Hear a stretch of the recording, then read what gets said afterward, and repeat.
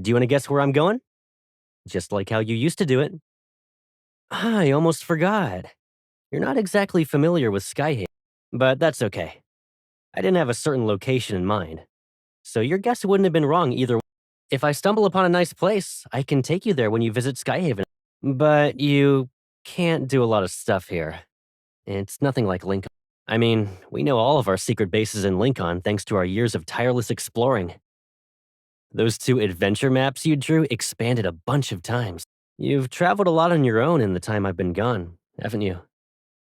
Those 2 maps remained consistent over the years, but they're probably different now. It's not a bad thing, though. This time you're finally ahead of me, Pipsqueak. Didn't we always used to fight over who should be the navigator when we were little?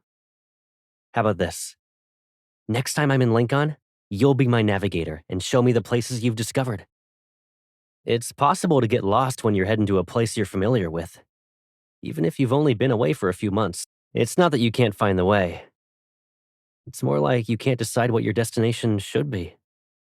Whether it's that old house, the park, or our other secret bases, it's pointless to stay in those places without someone there waiting for me. I don't just order people around, you know. When I'm piloting an aircraft, I wait for the control tower to give landing clearance. I have to hover in the air for a long time before the clearance is given, and I'll do the same thing for you. I'll wait for you to give me permission no matter how long it takes.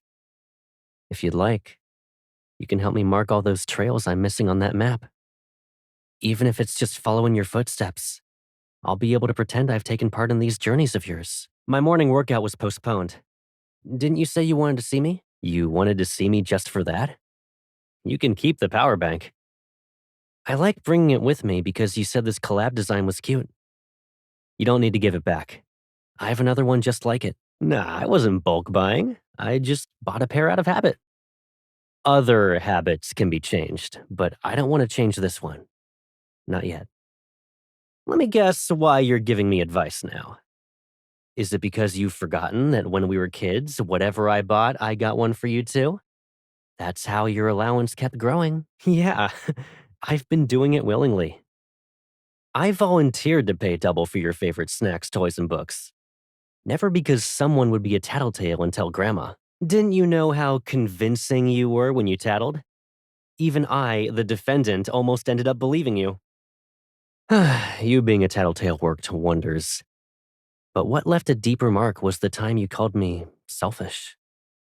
And, I've always wanted to grow up as a generous. Now that I think about it, you weren't far off. Indeed, Caleb could be downright selfish sometimes. His selfishness, it's so you'd let him occupy every part of your life. From the cup you pick up to the alarm clock you see every day, to even the toothbrush you use in the morning and night.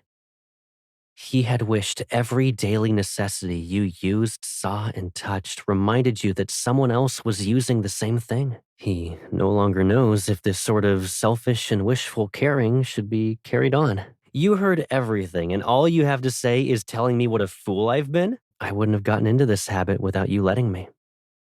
All right.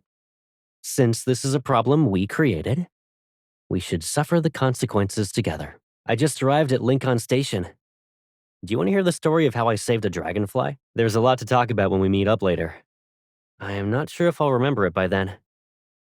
A dragonfly broke free from a spiderweb and nearly fell into traffic. So, I escorted it to a tree branch. You didn't expect me to be good at directing forced landings for dragonflies. It's not something a person is born with, you know. It requires training. Of course, you weren't aware of those extra hours of practice I put in. You were trying to defend your title as Bamboo Dragonfly Champion and didn't think about anything else. Have you ever wondered why your bamboo copter always flew the highest and farthest? It even disappeared into the sky sometimes. People were wondering back then why I never competed. How could I?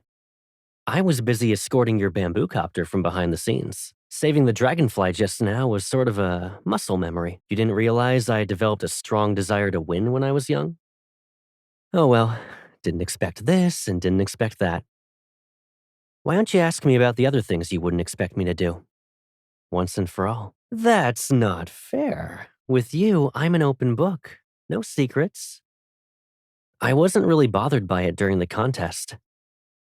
What I cared about was how you felt. Not to mention, the bamboo copter released from your hands was loaded with all your little wishes. As long as the bamboo copter flies over the trees, Caleb will watch TV with me for 30 more minutes. Does that ring a bell? After hearing that, how could I bear to see it fall to the ground? The reliable Dragonfly escort captain? If only the young lady who won the contest back then could be this good at sweet talking. Compared to the Far Space Fleet, this team seems to suit me better. Let's save the rest for when we meet up.